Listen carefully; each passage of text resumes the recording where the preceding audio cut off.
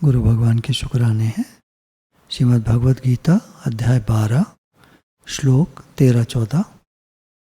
जो पुरुष सब भूतों में द्वेष भाव से रहित, स्वार्थ रहित, सबका प्रेमी और हेतु रहित दयालु है तथा ममता से रहित, अहंकार से रहित, सुख दुखों की प्राप्ति में सम और क्षमावान है, अर्थात अपराध करने वाले को भी अभय देने वाला है, तथा जो योगी निरंतर संतुष्ट है, मन इंद्रियों सहित शरीर को वश में किए हुए है और मुझ में दृढ़ निश्चय वाला है, वह मुझ में अर्पण किए हुए मन बुद्धि वाला मेरा भक्त मुझको प्रिय है। अब भगवान यह कह रहे हैं कि जो पुरुष सब भूतों में द्वेष भाव से रहित, सब प्राणियों में द्वेष भाव से रहित, यानी किसी से भी द्वेष नहीं करता है।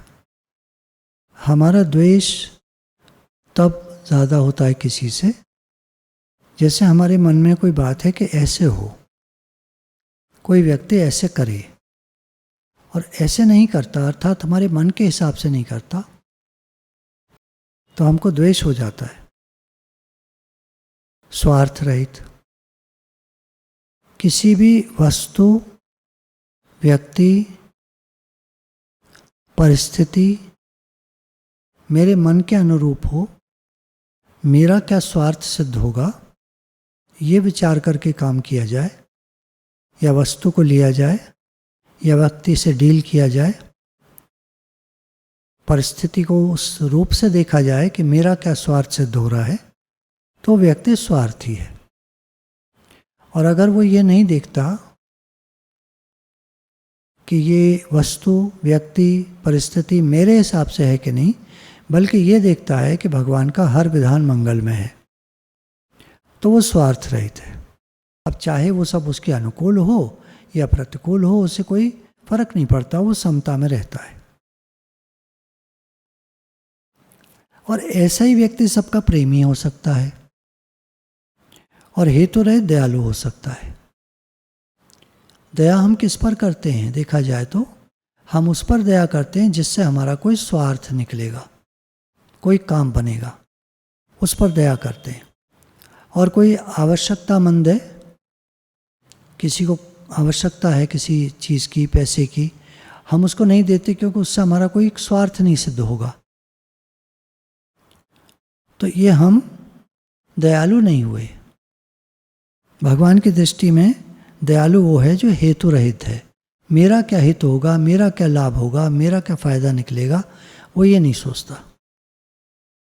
उसके अंदर तो यही भाव रहता है कि सबका हित हो, सबका प्रेमी है, सूंघ सूंघ के प्यार नहीं करता। हमारे गुरु कहते हैं कि तुम सूंघ सूंघ के प्यार करते हो, मेरा वाला कौन है और ये पराया, उसके प्रति प्रेम नहीं रखोगे।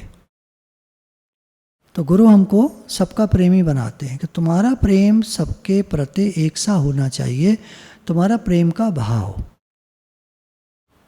अब उस व्यक्ति से हमारा स्वार्थ निकलता है, नहीं निकलता है, वो हमारा अपना है कि पराया है, कौन है, क्या है, हमारा प्रेम का भाव एक सा अंदर में रहना चाहिए, क्योंकि अंदर के प्रेम का भाव हम ही को शांति देगा, हम ही को सुख देगा।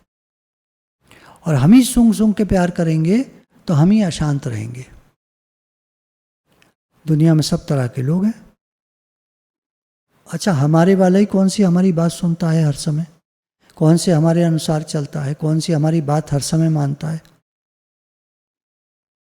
तो हम सबका प्रेमी तभी हो सकते हैं जब हमारे अंदर में कोई स्वार्थ बुद्धि ना हो, कोई हमारे हिसाब से हर चीज़ हो ऐसा भाव ना हो। ठीक है, सबका अपना स्वभाव संस्कार होता है। तथा ममता से रहित, किसी में राग नहीं करता। राग और द्वेष ये दोनों तीखी तलवारें हैं, दो धारी तलवार हैं, इधर भी काटे उधर भी काटे। राग भी काटता है, द्वेष भी काटता है। राग से भी कर्म बनते हैं, द्वेष से भी कर्म बनते हैं। जन्म मरण का चक्कर दोनों से तैयार है। तो वो छूट जाता है जो सबका प्रेमी है, हेतु रहित दयालु है और स्वार्थ रहित है, ममता से रहित है, मेरेपन से रहित है। मेरेपन में भी राग द्वेष रहता है और दूसरों में भी राग द्वेष रहता है। जब दूसरे हमारे मन के हिसाब से काम कर देते हैं तो वहाँ राग होता है दूसरे से भी, और मन के हिसाब से नहीं चलता तो द्वेष होता है, वही अपने वाले के साथ है। फिर भगवान ने कहा अहंकार से रहित। भगवान कह रहे हैं भगवान का जो भक्त होता है वो अहंकार से रहित होता है, मैं के भाव से रहित होता है। मैं करता हूँ, मैंने किया, दूसरों के लिए किया, सबके हित के लिए किया, दूसरों को फायदा पहुँचाया, मुझे क्या मिला, पर ये सब अहंकार है, इससे रहित होता है। सुख दुखों की प्राप्ति में सम है, सुखावे जीवन में दुखावे, उसके अंदर में समता रहती है। क्षमावान है, कोई गलती कर देता है तो हमको लगता है इसने जानबूझकर गलती की, या गलती क्यों हुई इससे। हमसे गलती होती है तो हम कहते हैं मैंने जानबूझकर गलती नहीं की, और गलती तो हो ही जाती है आदमी से। तो दोनों सोच में कितना फर्क है। पर जैसा हम अपने लिए सोचते हैं वैसे हमें दूसरों के लिए भी सोचना चाहिए, तो व्यक्ति क्षमावान है। तथा जो योगी निरंतर संतुष्ट है, योग का अर्थ ही है जो समता में स्थित है, समत्व योग उच्यते। और जिसका मन भगवान में लगा है वो लगातार संतुष्ट रहेगा, क्योंकि दुनिया से क्या लेना देना उसको। अगर संसार में मन है हमारा, यदि हमारा मन भोगों में रमण कर रहा है तो भगवान में रमण नहीं करेगा।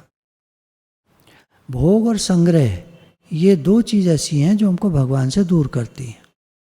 भोग बुद्धि और संग्रह बुद्धि जमा कर लें तो उसका मन भगवान में नहीं लगता। योगी निरंतर संतुष्ट है, जैसा मिल जाए उसमें संतुष्ट है। मन इंद्रियों सहित शरीर को वश में किए हुए है।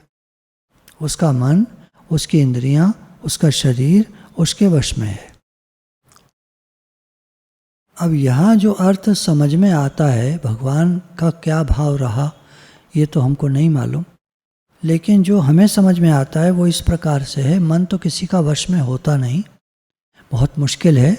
भगवान ने भी कहा दुस्तर है, मुश्किल है, मैं कठिन मानता हूँ। तो इस मन को अब हम कैसे वश करें? तो गुरु ने एक तरीका बताया कि देखो तुम तो भजन करो, तुम स्वयं तो भजन करो, तुम नाम ले रहे हो मानो भगवान का। अब तुम्हारा मन चल रहा है, उस चलते हुए मन को इग्नोर कर दो बस, और तुम नाम लेते रहो। लोग कहते हैं नाम लेने का क्या फ़ायदा जब मन चलता है, और शास्त्रों में भी लिखा है कि ऐसे माला तो कर में फिरे, जीव फिरे मुखमाई, मनवा तो 14 फिरे, ये तो सिमरन नहीं। अब ये कहने से हम निगेटिव हो गए, हमारे अंदर जो हमको एक बल मिलता वो नहीं रहा। तो गुरु ने आकर के बीच में हमें बचाया, डूबती हुई नैया को किनारा मिला। गुरु ने कहा कोई बात नहीं, तुम भगवान का नाम लिए जाओ, तो राम का नाम लिए जा और अपना काम किए जा। तुम भगवान का नाम लेते रहो, मन चलता है चलने दो। मन तो एक मशीन की तरह है जिसको आप बंद नहीं कर सकते।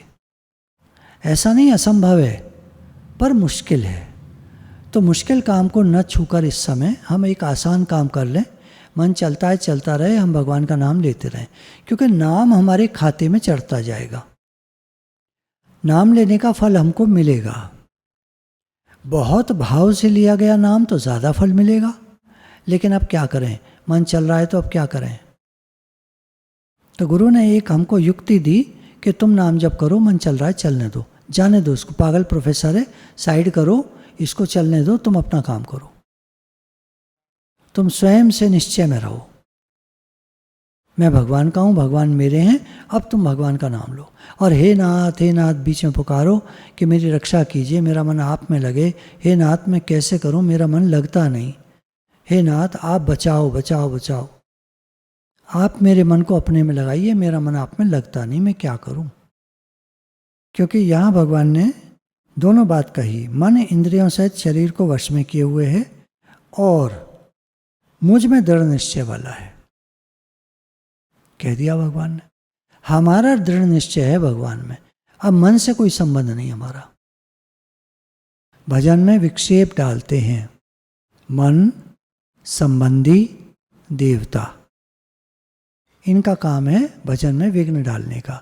हमारा ही मन, हमारे ही संबंधी और ये देवता लोग प्रकृति में जितने भी हैं, ये भजन में विघ्न डालते हैं। तो हमको चिंता नहीं करनी है, हमको अपना निश्चय दृढ़ बना के रखना है कि मुझे भगवान का नाम लेना है, लेना है, लेना है, मन चले कुछ भी हो। इंद्रियां भागती हैं अपने अपने विषयों में, शरीर चल पड़ता है उन विषयों की ओर। हमको भगवान का नाम लेते रहना है। अगर गुरु की युक्ति को हम माने तो गुरु तो यहाँ तक कहते हैं कि तुम्हारा मन विषयों में जाता है, तुम भगवान को समर्पित करो, क्योंकि आगे भगवान कह रहे हैं वह मुझ में अर्पण किए हुए मन बुद्धि वाला मेरा भक्त मुझको प्रिय है। हे नाथ, ये मन और बुद्धि आपको समर्पित हैं, आपको अर्पित हैं, मेरे वश में तो होते नहीं है। जैसे इंद्रिय अपने भोग में भागती है। बर्फी आई हुई है 1 किलो का डिब्बा, मन कह रहा है खा ले, आपको लग रहा है भजन करूं, नहीं मान रहा, शरीर चल पड़ता है बर्फी उठाने के लिए। ठीक है, आप कहो भगवान आपके लिए चलता हूं, आपके लिए बर्फी उठाता हूं, आपके लिए खाता हूं। एक खा गए, दूसरी, तीसरी, चौथी, और मन करे और 5वीं, भगवान आपको समर्पित, आपको अर्पित। अब पेट खराब हो, गैस बने, जो हो वो होता रहेगा, देखा जाएगा, पर आपने भगवान के समर्पित कर दिया। हम जुड़े रहे भगवान से, ये हो गया मुझ में दृढ़ निश्चय वाला। वो जुड़ा है भगवान से, शरीर मन इंद्रियां क्या कर्म कर रहे हैं, वो जुड़ा है भगवान से। मन बुद्धि अर्पित है भगवान को। भगवान मेरे तो वश में होते नहीं, आपके समर्पित हूं मैं स्वयं आपके समर्पित हूं। ऐसा भक्त भगवान कह रहे हैं मुझको प्रिय है। श्लोक 17, जो न कभी हर्षित होता है, न द्वेष करता है, न शोक करता है, न कामना करता है, तथा जो शुभ और अशुभ संपूर्ण कर्मों का त्यागी है, वह भक्ति युक्त पुरुष मुझको प्रिय है। 13-14 में भगवान ने कहा कैसा भक्त मुझको प्रिय है, अब 17 में फिर कह रहे हैं कैसा भक्त मुझको प्रिय है। जो न कभी हर्षित होता है, न द्वेष करता है। ऐसा नहीं कि वह आनंद में नहीं रहता, खुश नहीं रहता। यहाँ हर्षित कहने का भाव है चीज़ मिल गई तो खुश, नहीं मिली तो मन में द्वेष आ गया या शोक आ गया। ये तीनों बातें भगवान ने यहाँ कही हैं कि जो न कभी हर्षित होता है, न द्वेष करता है, न शोक करता है। हमारे मन की हो जाती है तो हम हर्षित हो जाते हैं, हमारे मन की नहीं होती तो या तो हम द्वेष करते हैं या शोक करते हैं। मानो नुकसान हो गया तो हम शोक करेंगे, बिल्कुल हमारे मन की नहीं हुई। और अगर हमारे मन की हो जाती है तो फिर पुनः पुनः उसकी प्राप्ति के लिए कामना करता है। भगवान ने आगे कहा न कामना करता है। तथा जो शुभ और अशुभ संपूर्ण कर्मों का त्यागी है। अपने किए हुए कर्म को शुभ मानता है आदमी, अशुभ मानता है। मैंने सही किया, मेरे से गलती हो गई, ये सब कर्मों का त्यागी मानता है वो अपने को कि मैं कुछ नहीं करता हूँ, भगवान कराने वाले हैं। इस संपूर्ण ब्रह्मांड में जो भी क्रिया हो रही है भगवान की मर्जी से हो रही है। एक पत्ता भी हिलता है तो भगवान की मर्जी से। कण कण में है भगवान, भगवान चित घन है, ठसाठस भरे हुए हैं संपूर्ण संसार में, संपूर्ण ब्रह्मांड में। इस संपूर्ण ब्रह्मांड उनमें समाया हुआ है।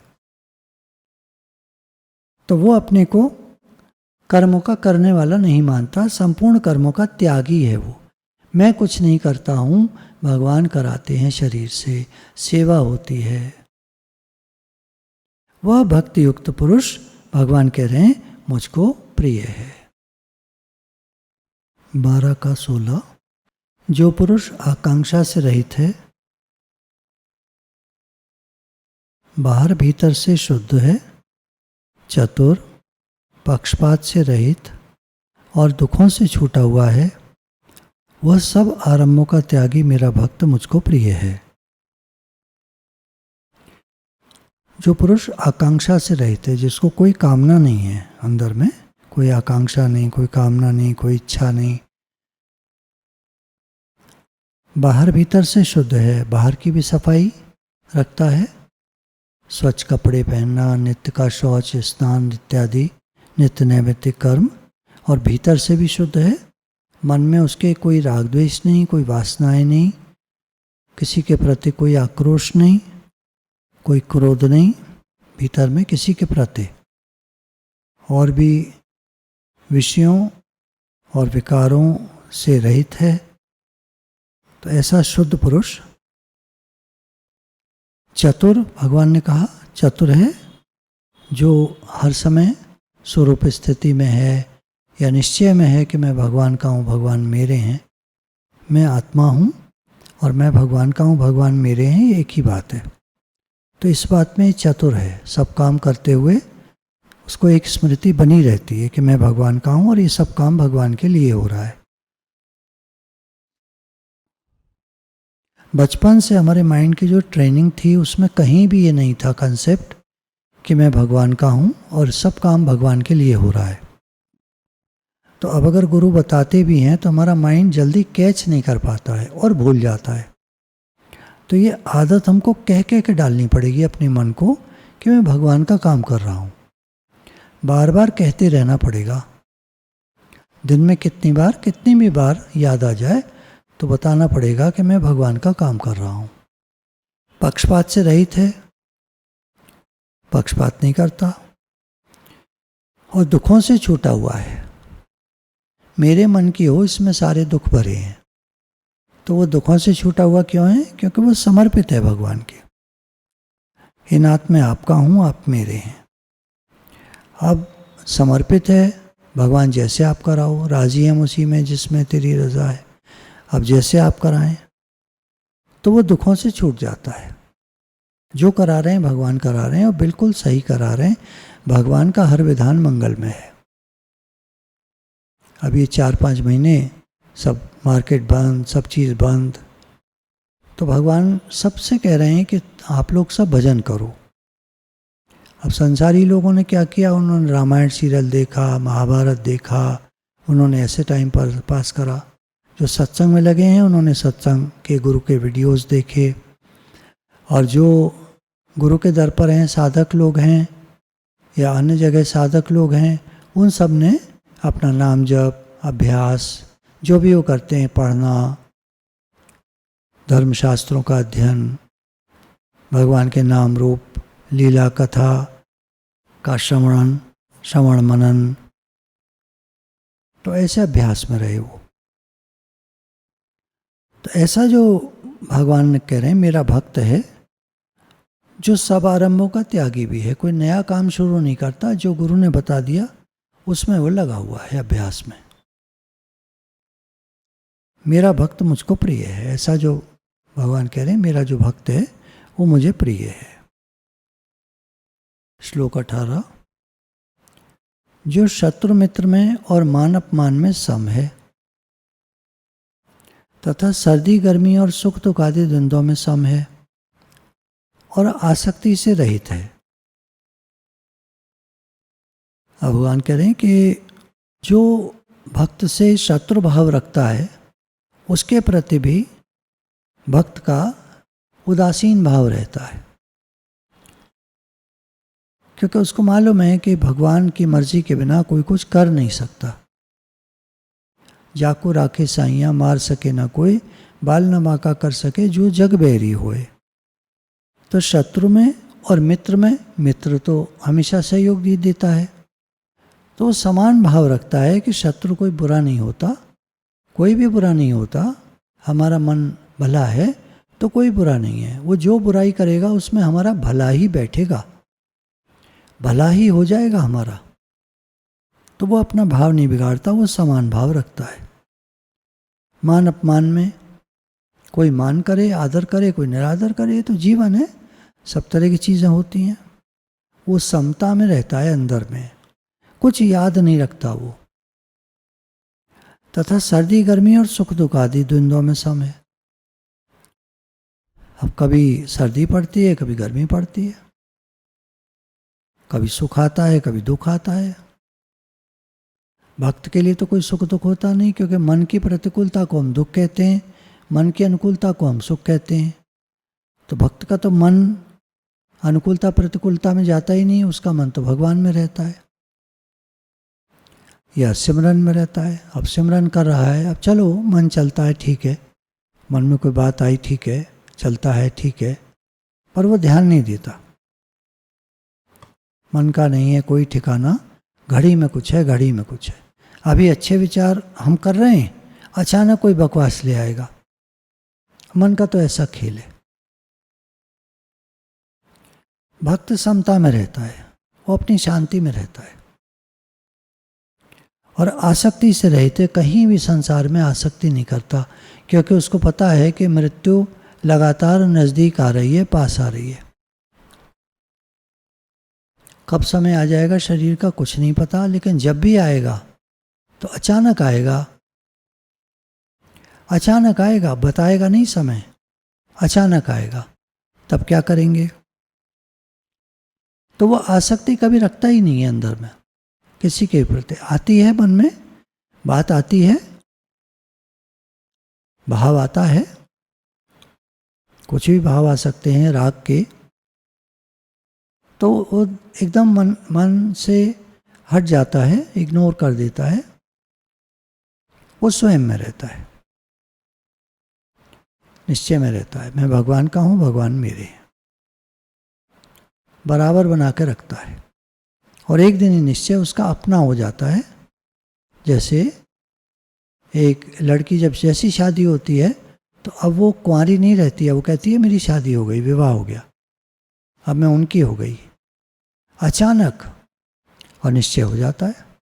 19, जो निंदा स्तुति को समान समझने वाला, मननशील